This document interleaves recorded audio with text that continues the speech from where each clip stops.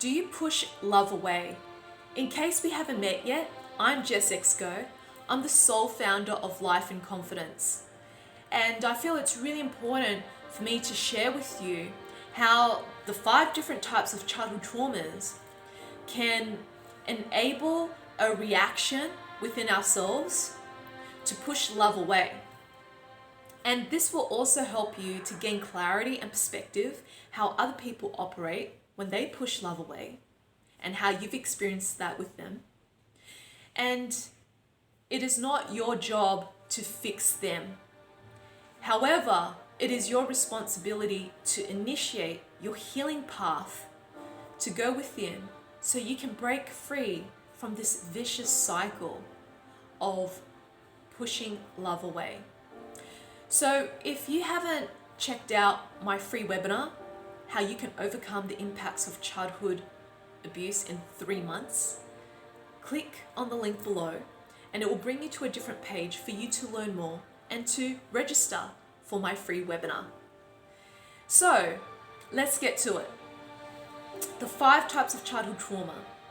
I'm not going to go to too much detail of the trauma or the personality and so forth. You'll learn more about that in my webinar. But what I will go through is how the 5 different types avoid or push away or reject or decline or mistrust love. So with childhood trauma number 1, that is the deep intuitive. So with the deep intuitive, the way they push love away is through avoidance. And boy, it's really painful to experience that when I've experienced the opposite sex avoiding me, when they had their heart open and then all of a sudden they ghosted me, they avoided me. So the avoidance pattern. With this, you give a little bit to them and you're just testing the waters to see how it is. And if you feel that, oh my God, this is too much, this is too scary, I can't handle this energy, I have to withdraw myself and avoid and go into my own world and be alone. So have you ever experienced that? Avoidance, avoiding other people's love because it's just too much, you can't handle it.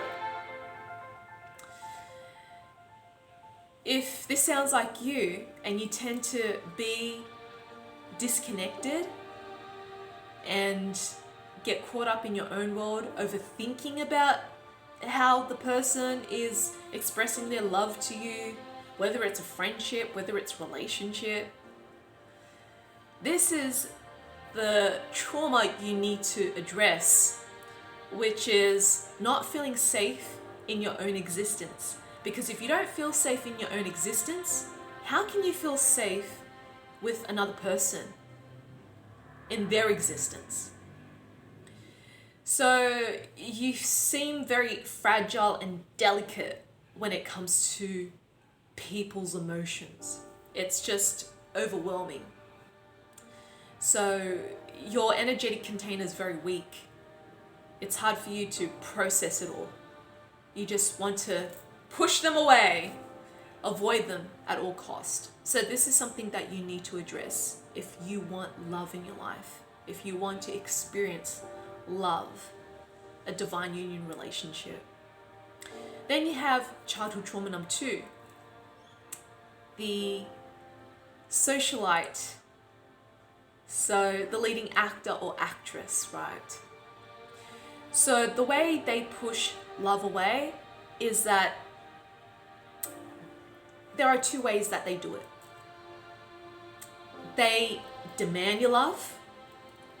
So they always want your attention, they want your energy because they're not able to do that within themselves. So what they do is they're so shut off from their own source energy of unconditional love, they seek it from other sources, through people, through substances.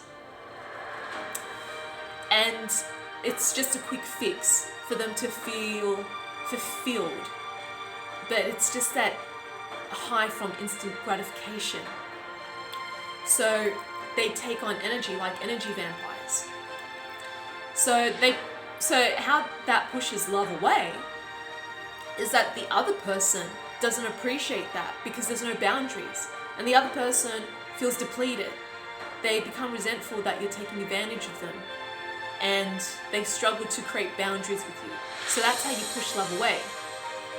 Then the other way you do it is that as soon as you got your needs met with the person by taking their energy and their attention and their time, you got what you needed, and then you abandon them. You walk away. You basically use them because you had this deep fear that you would be abandoned and neglected first. So it's easier that you abandon them before they abandon you. So to avoid becoming a user when it comes to people's time and energy and resources, you need to learn how to fill up your own cup from within, rather than taking and not appreciating and looking for others to do that for you. You need to learn how to mother yourself first. This is the trauma that you need to address if you want to be successful in a stable relationship of any kind. And then you have childhood trauma number 3, the humanitarian, right? The way you push love away is where you feel suffocated by other people's needs and demands. And when people are asking you for favors, it just feels like it's too much. You feel like you're being controlled. You feel like they want something from you. And you're just getting too much of attention. So what you need to do is you need to, instead of being passive aggressive when it comes to love, you need to step up and express your boundaries and your needs. To say no, I can't help you with this, rather than being a people pleaser about it. So being a passive aggressive won't get you very far in life, because in the end, people will walk all over you and take advantage of you. So you need to use your voice to speak up for yourself. That it's okay to say no, to give yourself permission to say no, knowing that it is safe. Regardless if you get criticized or if you experience backlash, that is not the point. The point is that you did the right thing for yourself by saying no. And that's where you can experience love, where there is respect and healthy boundaries. Childhood trauma number 4, the status quo. So the way you push love away is you avoid intimacy. So whenever a woman or a man opens up their heart to you, as well as their sexual energy, it feels nice. It feels inviting. But when you start to feel that the sexual energy and the fun is over and the heart energy is still there, it freaks you out, because it says that that person is open to connecting with you through emotional intimacy, and you're not ready for that because the rejection of you opening up your heart is just too painful for you. So it's easier for you to close your heart and reject the other person because you don't want to experience that. So if you keep avoiding emotional intimacy and you're constantly rejecting other people, guess what? Karma always comes around. What goes around comes around. So you will always attract people who would reject you because you have your heart closed. And what you need to do is you need to cultivate a intimate relationship within yourself. How can you feel safe with your heart open, not closed? How can you stop closing your heart and use it as a coping defense mechanism in love? How can you start breaking away from that pattern so you can make yourself available to love in all forms? Then you have childhood trauma number 5, the leader. So the way you push love is you have a guard. You're very selective. And there's nothing wrong with being selective. However, if you're too selective to the point where you're getting caught up in your head, you're being calculative, you're always questioning about there's a hidden agenda, you're shutting yourself from so many opportunities to experience a real connection with someone when they are not guarded, but you. So if you're too busy guarding yourself from falling in love, and that's what it is for you, is guarding yourself from falling in love because you've been humiliated and betrayed in the past whenever you fell in love with that person, then you need to learn to let go of control and embrace trust and intuition, because there is a deep level of intelligence that the mind cannot comprehend when it comes to your intuition.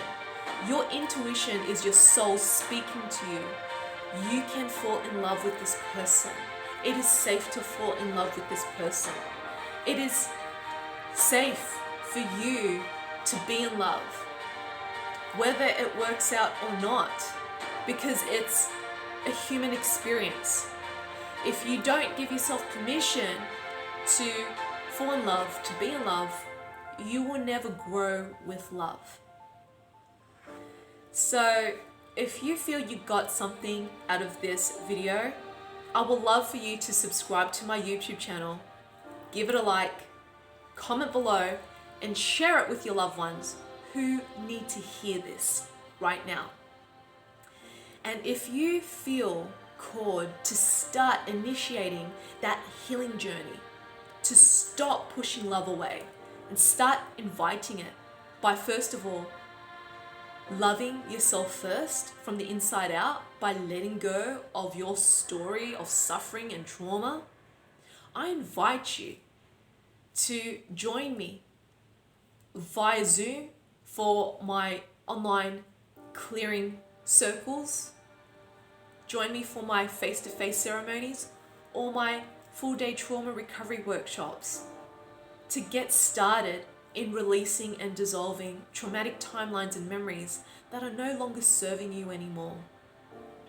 And if you're someone who suffers from social anxiety, I highly recommend that you start listening to my trauma clearing light language audios. There's a few that you can select from, so make sure you click on the links below to check them out and learn more.